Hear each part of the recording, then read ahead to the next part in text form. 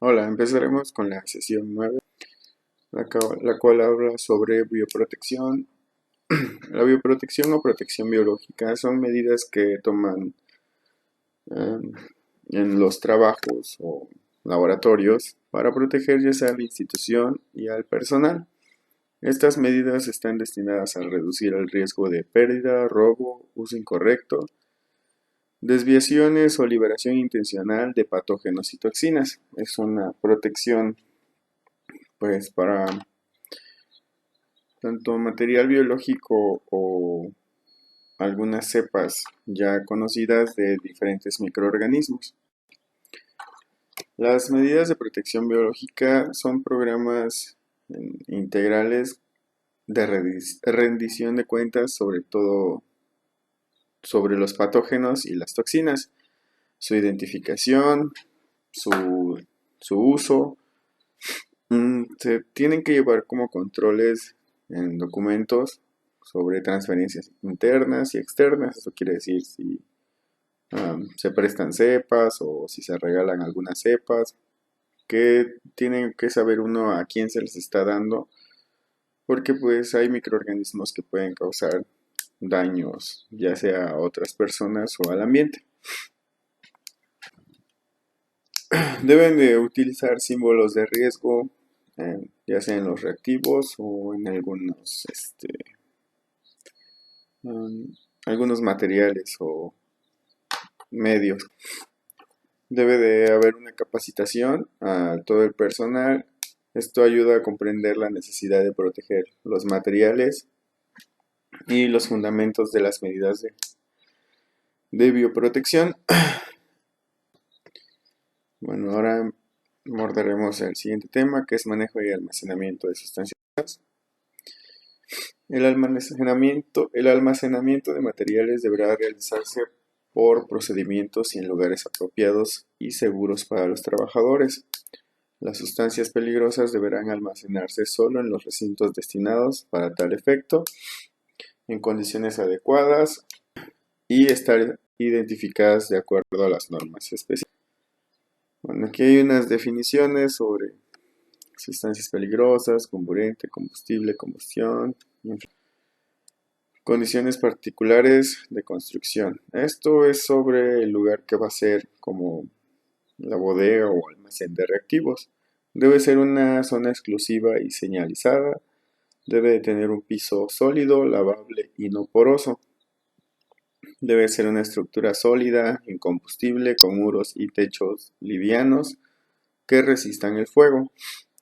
Ventilación natural o forzada, extintores bien ubicados. Deben de tener, ahora sí, delimitados ciertos espacios y flechas o algunas líneas que ayuden a señalizar ciertas acciones.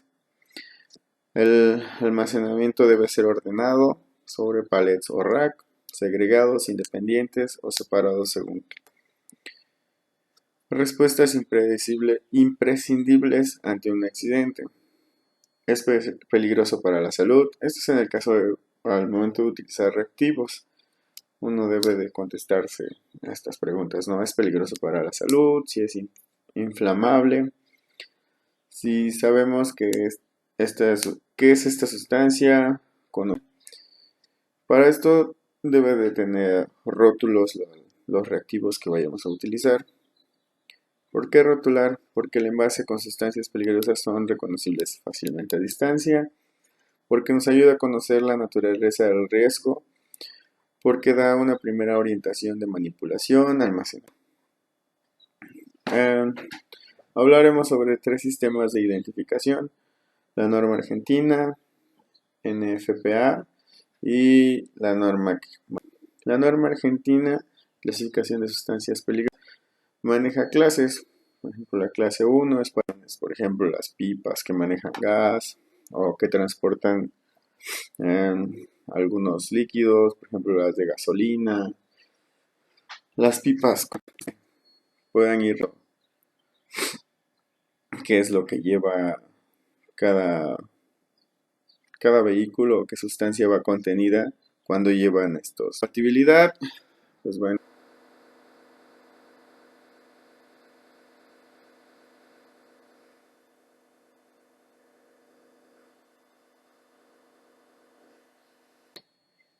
NFPA, Asociación Nacional de Protección contra Amarillo, quiere decir que es inestable en caso de calentamiento y es oxidante, ¿sabe? Entonces así podemos ir como que descifrando qué significan esos números o esos cuadros. ¿Ok? En las normas de la ONU tiene una clasificación, ya sea con números. La X indica prohibición de usar agua. Bueno,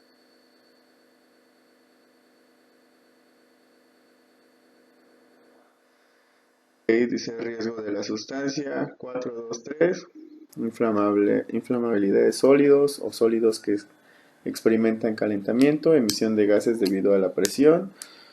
Y 3, inflamabilidad de líquidos, vapores y gases o líquidos que experimentan calentamiento. Y este es un número que le asignan las Naciones Unidas. ¿Cómo almacenar y manejar en planta? Se debe mantener una carpeta de las fichas de manejo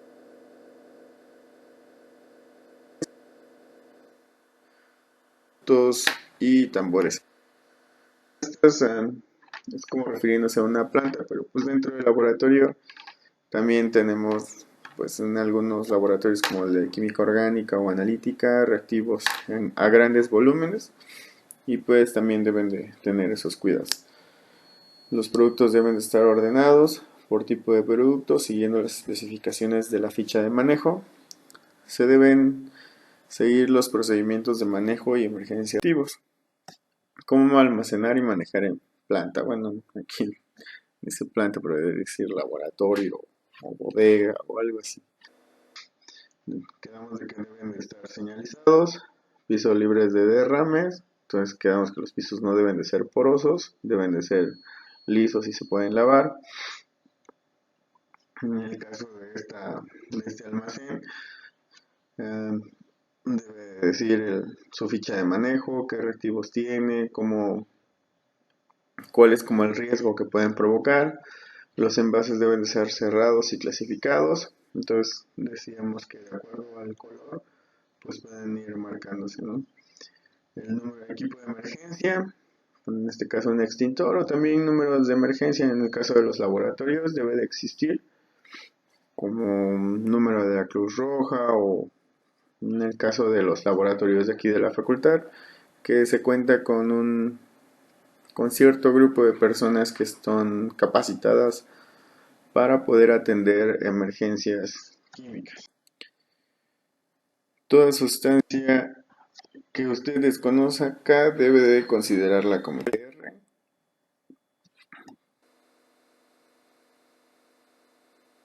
Ahí tenemos los pictogramas de la S. Y por último, los productos químicos peligrosos son aquellos que pueden producir un daño a la salud de las personas o en perjuicio al medio ambiente. Lógicamente, no todos los productos químicos son peligrosos. Una sustancia se entiende por sustancia los elementos químicos y sus usos compuestos en estado natural o los obtenidos mediante cualquier procedimiento de producción, incluidos los aditivos necesarios para conservar la estructura. Las vías de entrada al organismo de los contaminantes químicos.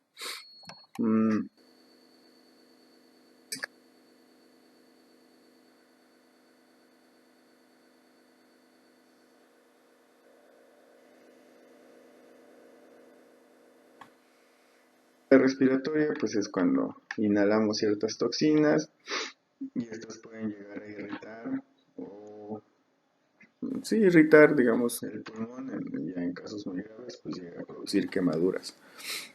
Vía digestiva es penetración a través de la boca, el esófago, el estómago y los intestinos. Vía parenteral es la penetración del contaminante en el cuerpo a través de llagas y heridas.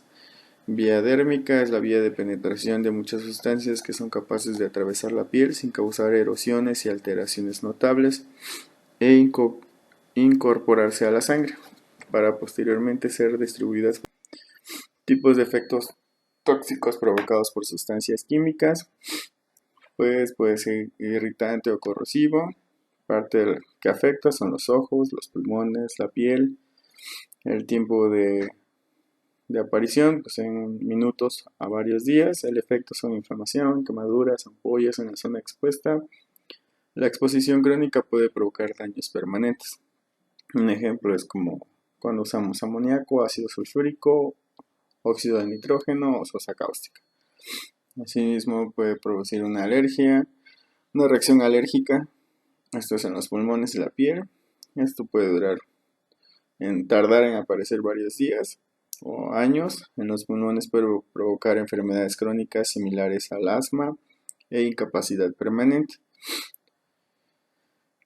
Dermatítica, según la piel, de días a años, pues es una aparición de sarpullidos con inflamación y escamación de la piel. Esto puede ser al utilizar ácidos muy ionizados, álcalis y detergentes. Okay. Ficha de datos de seguridad. Es también una importante fuente de información. Bueno, es una ficha de seguridad de los reactivos. ¿Saben? La etiqueta que traen constituye una herramienta de trabajo muy útil, especialmente en el campo de la prevención de riesgos laborales. Las fichas internacionales de seguridad en química, por ejemplo, aquí habla del reactivo benceno. Es un ciclohexatrieno benzol. Trae su fórmula química, su masa molecular, tipos de peligro que pueden ocasionar, síntomas, prevención, lucha contra auxilios. Esto es un reactivo. Al momento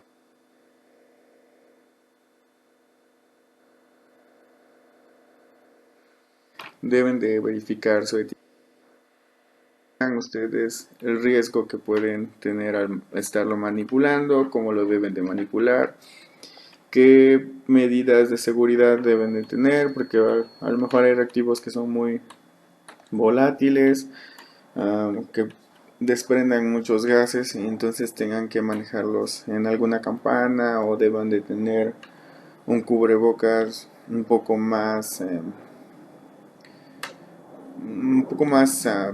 seguro, digamos, no utilizar un cubrebocas simple. Si deben de utilizar gafas. Entonces siempre que vayan a utilizar un reactivo deben de revisar primero su ficha de seguridad. Entonces, en algunas ocasiones, pues el maestro les va a decir con qué reactivo van a trabajar y les va a explicar cuáles son los riesgos que pueden tener y las medidas para poder trabajar con ese reactivo. Pero si no, pues ya saben cómo revisar las etiquetas, ¿sale? Desde el punto de vista preventivo, los objetivos son proporcionar datos que permitan identificar el producto y al responsable de su comercialización, así como un número de teléfono donde puedan efectuar consultas de emergencia. Informar sobre los riesgos y peligros del producto respecto a inflamabilidad, estabilidad y reactividad, toxicidad y posibles lesiones o daños por inhalación, ingestión o contacto dérmico, primeros auxilios y ecotoxicidad. Informar al usuario del producto sobre comportamiento y características del producto, correcta utilización, manipulación, almacenamiento, eliminación, etc. Medios de protección individual o colectiva a utilizar en el caso de emergencia, así como cómo actuar en caso de incendio, tal como el tipo de extintor que van a